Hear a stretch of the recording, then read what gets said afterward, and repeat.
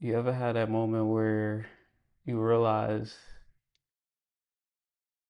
you've become the person that you used to make fun of? This video was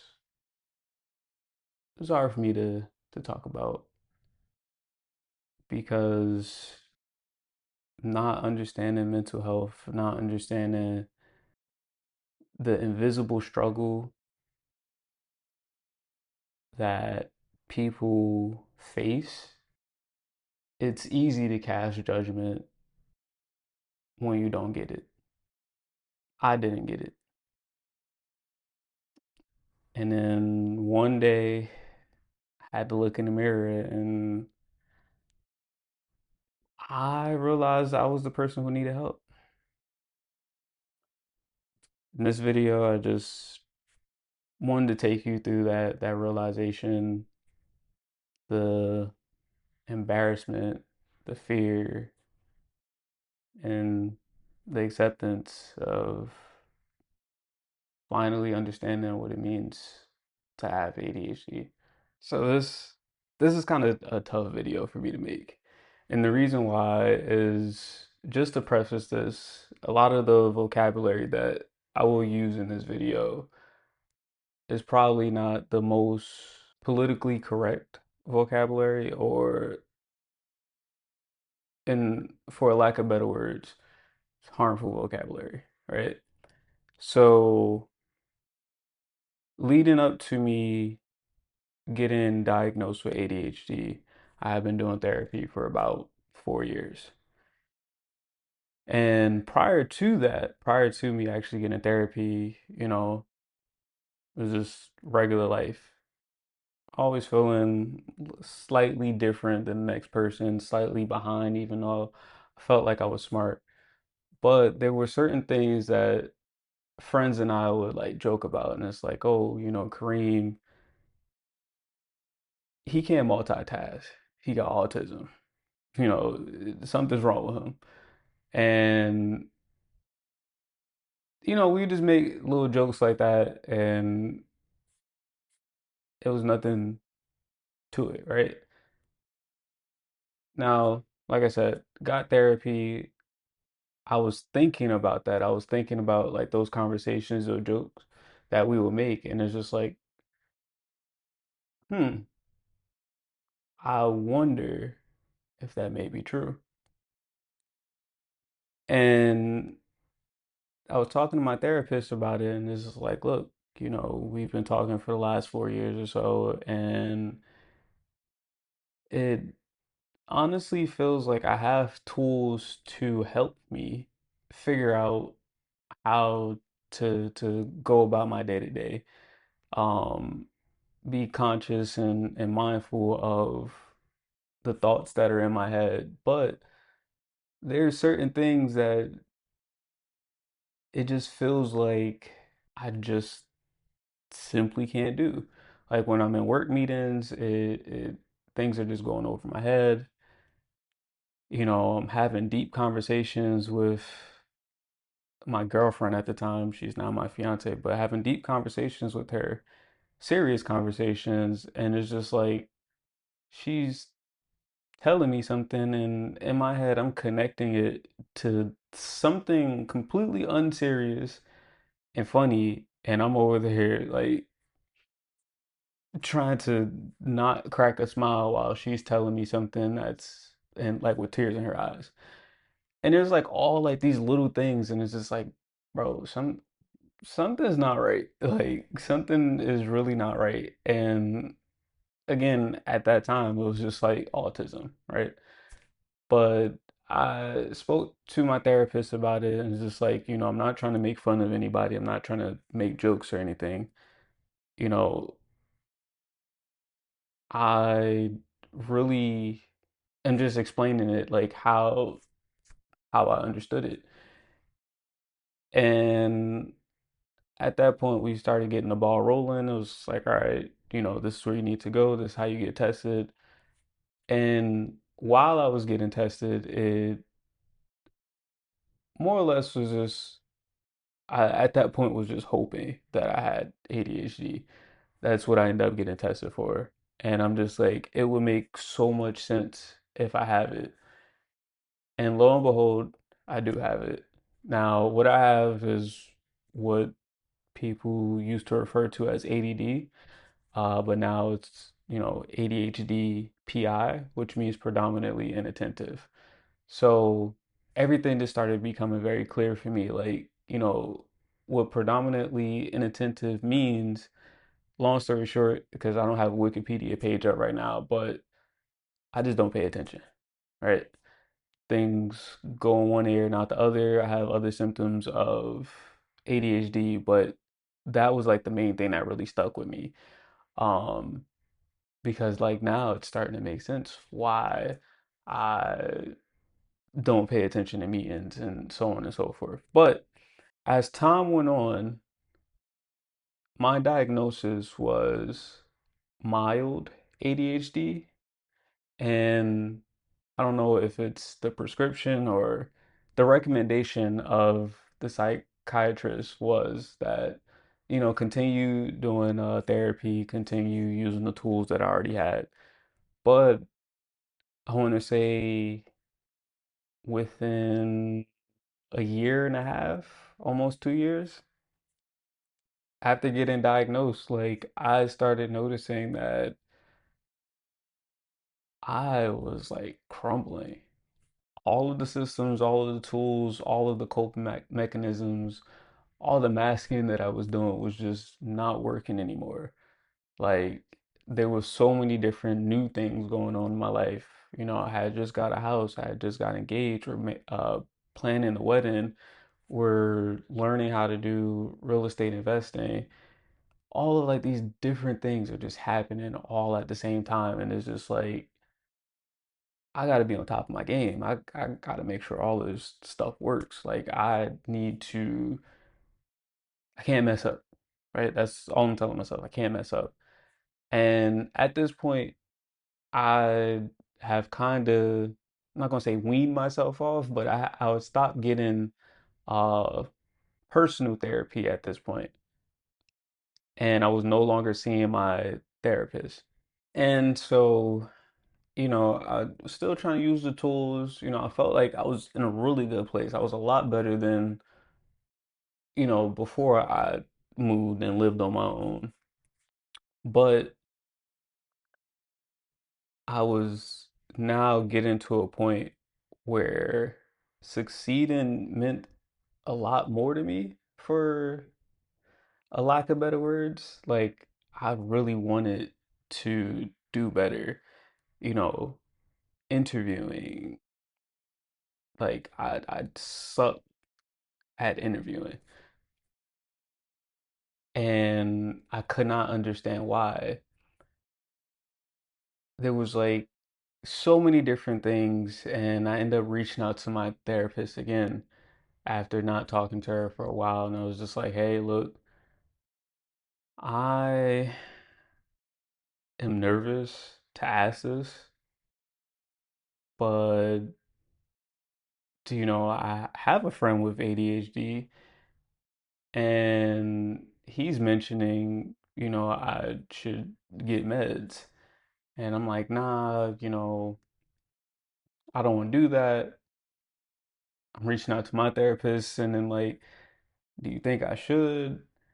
It's like all these different things, and I'm just like spiraling. And I make a post on Reddit, and I'm like, can I get ADHD meds, but just use them when needed instead of using them all the time. And I was kind of expecting, I was projecting really my thoughts on what people were going to think of me, like, "Oh, you're dumb, you're stupid, this, that, and the third. Just get medicated or don't get medicated." I don't know. And really, what I was fighting through all of this process, asking all these different questions, which is not a bad thing, but what I was really fighting was the image of what it meant to be medicated. Like what that was for me when I was younger. So for me, growing up, mental health wasn't really talked about, right? So sitting in the class, you see a kid, he's super hyper, he's doing all this craziness, right? And it's like, that kid is crazy. Something's wrong with him. That kid is just bad, right? Like his parents don't beat him. That's the kind of stuff that I'm thinking, right? And I didn't know any better, right? And I have a family member who's bipolar. They were taking Zoloft, and I remember asking them, I was 12 years old, I was like, you haven't been taking your meds, have you? Like, you acting crazy, right? That's the mindset that I had. That's the understanding of medication. That's the understanding of mental health that I had, or lack thereof. And for me, being older, now better understanding mental health, I was still fighting that past image that I had. And it was painful to now look in the mirror and, in a way, admit defeat and admit that I'm the crazy one. I'm the one who needs medication. I can no longer do this on my own. I can not figure out life anymore. No amount of note taking can fix this. No amount of therapy can, help me. I need to take medication. And saying that out loud at the time, like, I felt a lot of discomfort. And it was very humbling because now I'm on the other side of the fence. My breakthrough, I was talking to two separate family members. The first one was the one who suffers from manic depression, also known as bipolar disorder. And I was asking them, and I'm like, hey, you stopped taking your medication. Why? And they were just like, well, I didn't like how it made me feel. I probably could still use it, but I just didn't like the side effects. And I was explaining to them, I'm like, well, I think I might need ADHD meds. And they, again, like I'm projecting, like thinking that they're gonna be like, oh, why would you do that? You don't need to take meds. Like, there's nothing wrong with you. They were like, if you need help, go get it. And then had another family member, same thing, was just like, if you need help, go get it. There's nothing wrong with it. And in that conversation, for whatever reason, I said it out loud. I said, I'm embarrassed. I'm embarrassed for all the reasons that I just explained. I'm now on the other side of the fence and I need help. I'm embarrassed because all the time I've been pointing the finger, when I was younger and mislabeling people, calling them crazy, saying that there's something wrong with them, not understanding their situation. Now the finger is pointed at me. And I end up crying, like finally looking myself in the eye. It it was weird. I don't know how to explain it. Just, I don't know. I don't know if I want to say that it was deserved or like a taste of your own medicine. I don't know if it's like revenge, the universe saying this is the cards that were dealt for you. I mean, being honest, like the signs that I had ADHD were there. Like I can look back and see over the years that it was always there. I just wasn't as presenting as the other kids that I was surrounded by.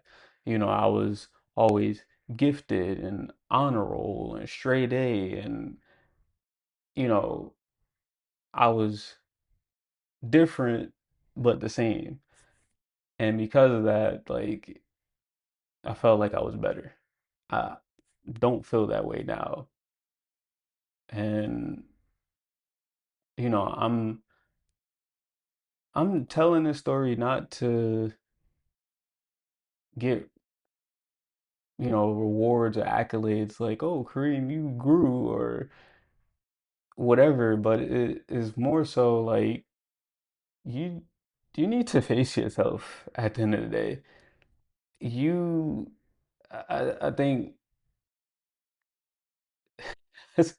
weirdly enough, I think this was needed, like to continue to grow, like to get past or like a milestone in my mental health journey. I don't really know how to explain it, but it's just like to be able to now experience the thing that I made fun of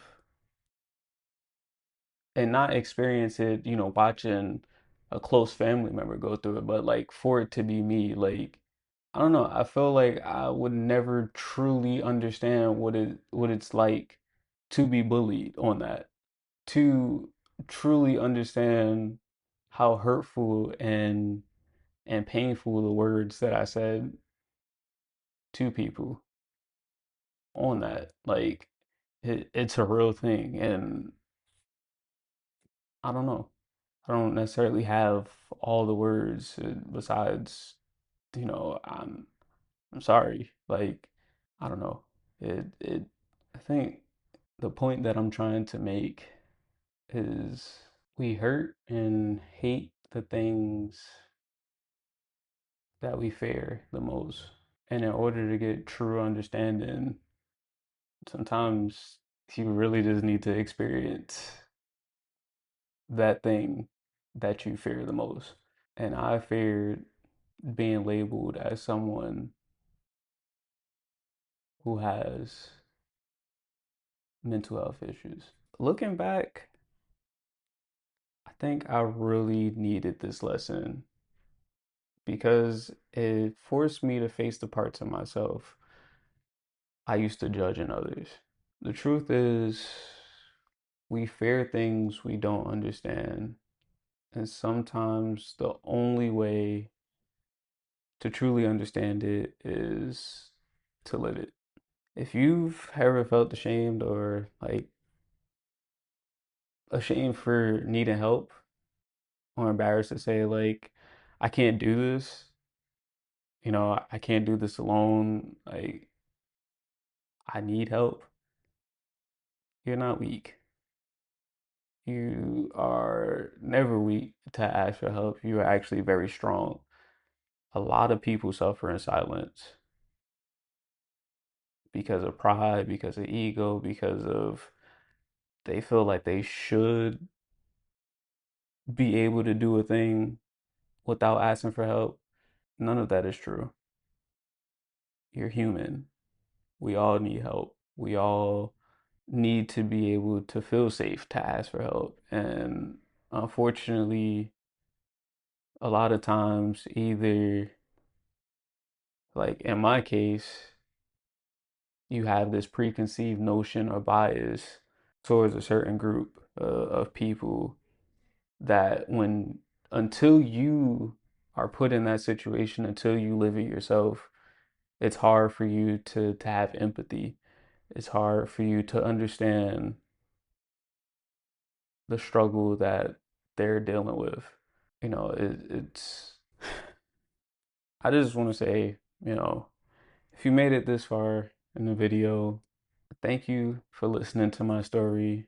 If this hit home for you, like, please share it with somebody else that may need to hear this. I know we go through our issues and our judgments of ourselves, our projections, our fears of what it means to be normal, what it means to be right, or whatever the case, however you want to look at it. And it's just like, honestly, none of that's true. Being vulnerable is being human, and I wanted to be vulnerable in this video. Hopefully, it helps somebody else.